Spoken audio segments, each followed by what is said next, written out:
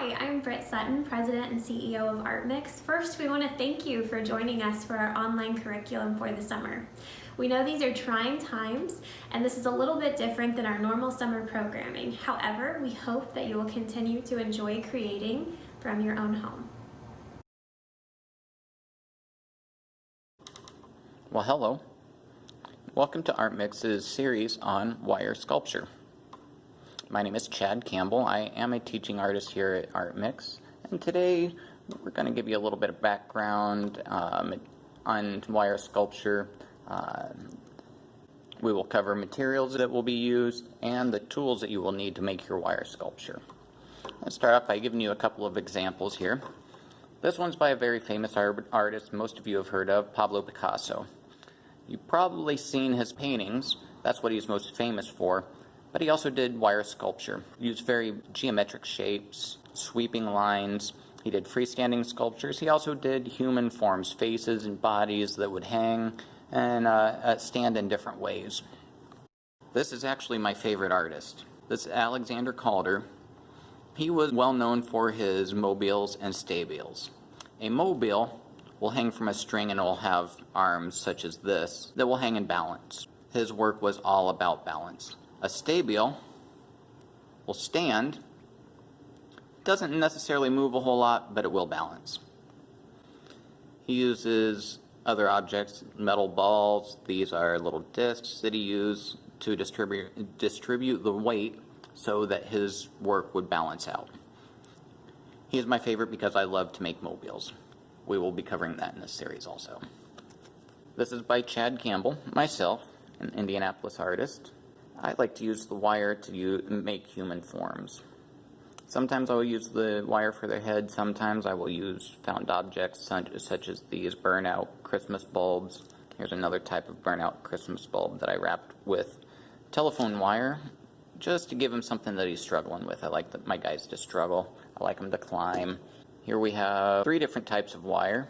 I have the larger green copper sheathed wire. This is a piece of an old pool cue that was bent that somebody threw away, so I sliced it and used the discs for different projects. And I used some wood for backdrops and things like that. We won't be getting too much into the wood during this series, but we may hit it a little bit. As far as materials go, you will need, first of all, wire. So what kind of wire do we use? There are many, many different types of wire. To be functional, you must be able to bend the wire, and it must keep its shape. If not, then our sculptures will fall apart. And you can get wire from many, many different places. One good place to get wire is a hardware store. You'll find things such as this. This is a steel wire. This is used mainly to tie things together on a construction site or on a farm or something like that. Anywhere you have to bind a couple things together with something strong, they will use this steel wire.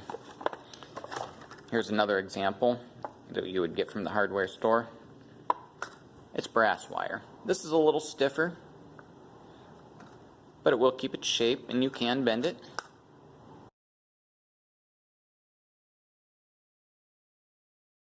And after a while, you'll know what type of wire you need. You'll know if you need something a little stiffer or something maybe a little more flimsy, but will hold its shape anyway. All right.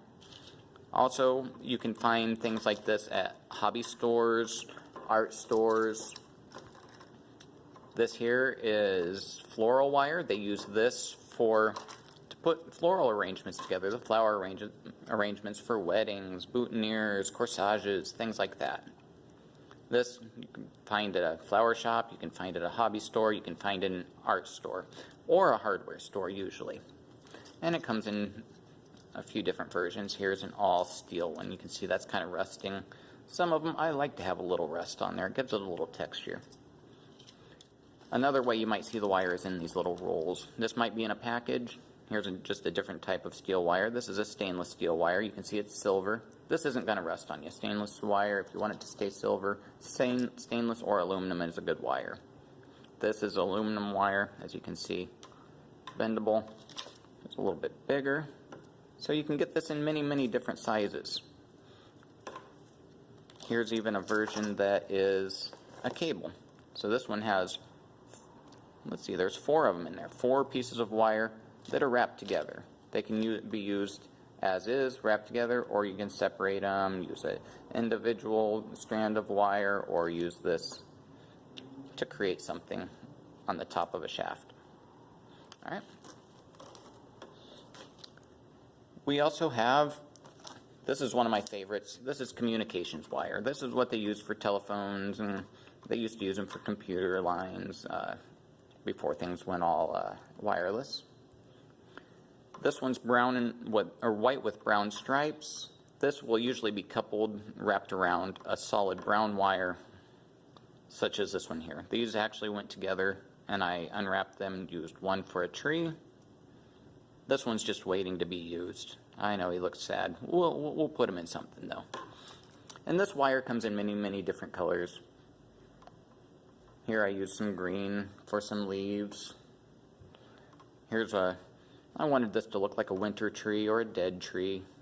So I used the white with a little bit of brown in there and didn't put any leaves on it. The same type. There's another tree. And here's a different one. You know, nothing has to be super real looking. You're going to use your imagination on a lot of this. This one I just wanted to use white with the orange and white wire. That orange and white wire would actually be coupled with another solid orange wire, which I do not have with me today. So where can you get communications wire? I usually get that from people who I know who are electricians or work in telecommunications. They all have these laying around somewhere. Look in the basement, look in the garage, ask Dad, Mom, Uncle Jerry, Aunt Kathy, whoever, whatever electricians you have in your family. Anybody who works with any kind of wire is going to have some scrap lying around that you might be able to play with. So just ask. And I have a tendency to look in the trash wherever I go. I find a lot of scraps like this in the trash. This is copper. This would come from an electrician. This is more like what would come into your home. This will usually be in a cable like this. I just unwrap it, straighten it out, and then you can do whatever you want with it. And it's easily bent, and it'll keep its shape. And it's pretty. Look at that color. This will actually change to a green over time also. It will go through many colors, through purples and reds, and then settle on a green almost like this. But that is plastic on the outside. That is not actually the copper you're seeing there.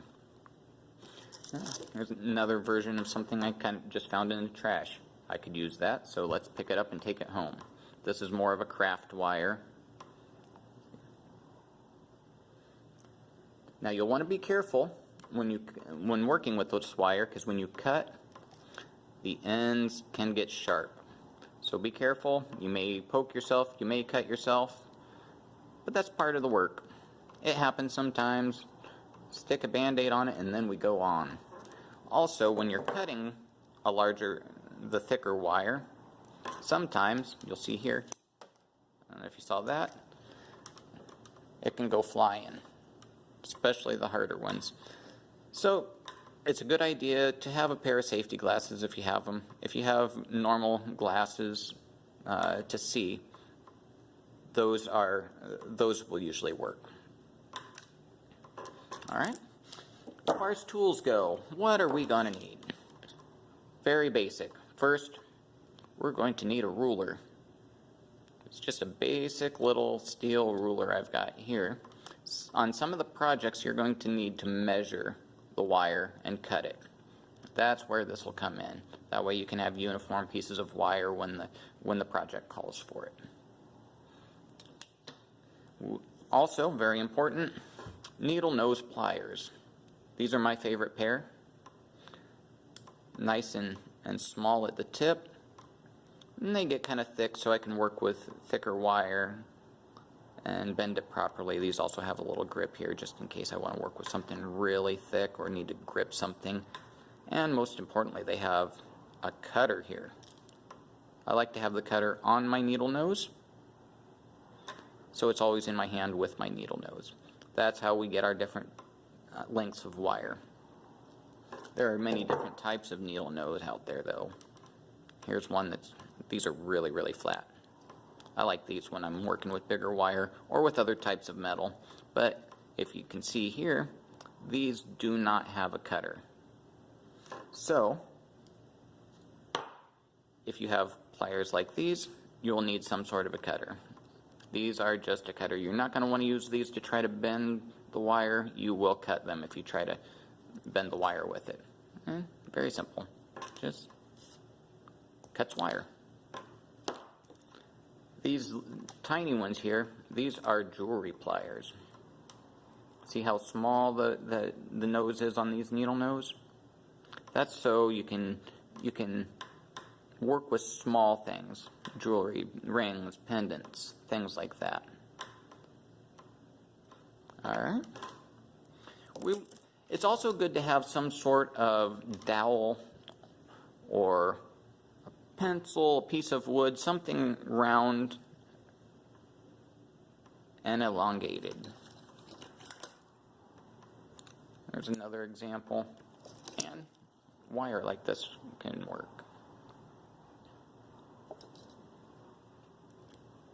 Alright, the way we would use these is for wrapping to help make that spiral in our wire. We can wrap it around here. It slides right off very easily. And see that? Make a little spring. These can be used to shape an eyelet in the end of the wire. You can see there. I prefer to do it by hand, and that will come with time. I've been doing this for around 25 years, so I don't use these so much anymore unless it's to make a spiral. That's a little bit hard to do just by hand. You can use some of your wire. This is actually a little bit bigger wire. This is copper in the middle, just like this green I showed you here, and then has a red sheath. This is like what comes into your home also. This is what would be in the middle there, and it comes in different colors. But for right now, what I'm going to use this for is to show you, see that? Did you see that?